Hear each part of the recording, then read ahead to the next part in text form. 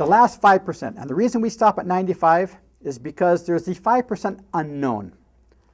If you've tried step 1, quality, step 2, needle, step 3, tension, and now step 4, we're up to 90%. If this doesn't solve it, the last 5% doesn't solve it, well, maybe it's the unknown 5% between 95 to 100.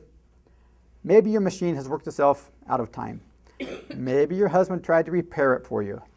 We have no idea what's going on, but that's where we take the machine into a tech if we haven't solved it up to now.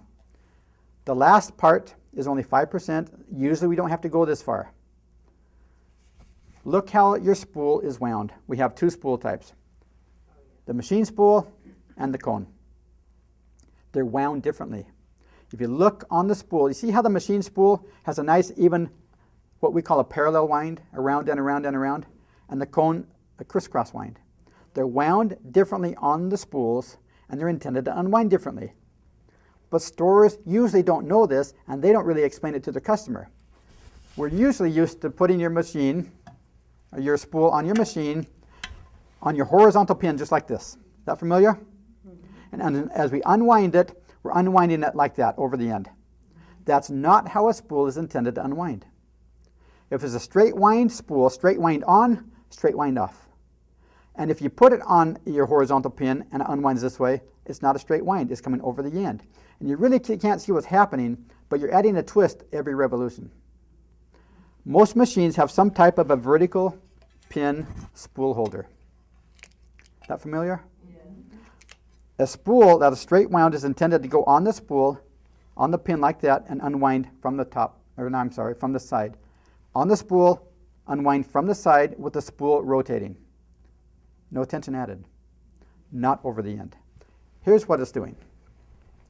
This is a good visual. This is your spool of thread. Imagine your spool of thread goes on the horizontal pin. Now we're going to unwind over the end like we're always taught by our dealers. Look what happens. Every revolution, twist, twist, twist. You're doing that to your thread. Now what happens if your thread's twisting like that? You made the thread pretty much doubled in diameter. It's double the size by the time it hits the needle. Of course it's going to fray or shred or break. Watch what happens if you put it on the vertical pin like this. On the vertical pin on top of your machine, unwinds from the side. No twisting. It's just that simple, but nobody teaches this. Spools from the side, cones over the top. Yes? Is the thread spool made to unwind from the back across or from the front? It does not matter. It doesn't matter.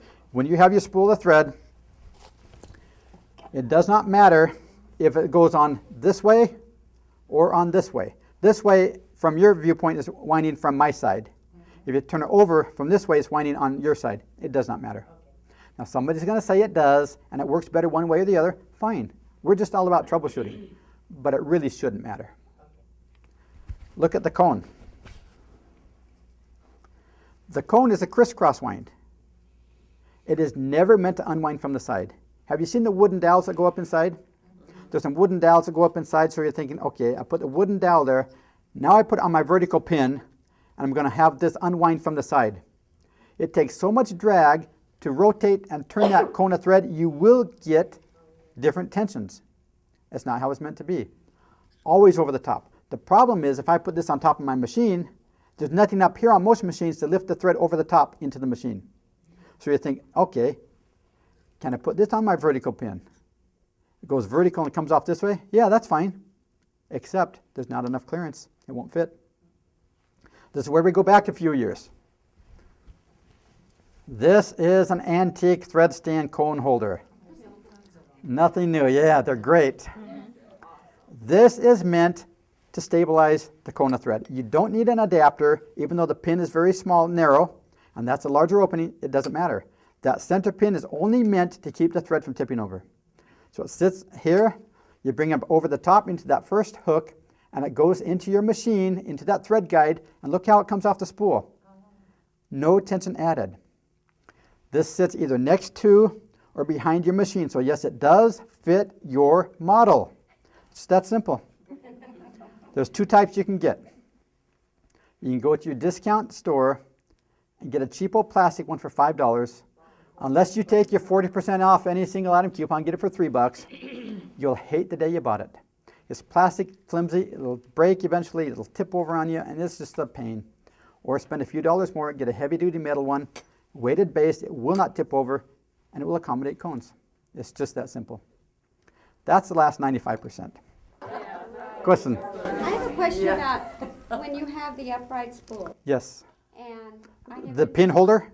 Yes. I have been told that it's very critical that you either have the factory supplied cushion there or a piece of felt there to diminish that friction.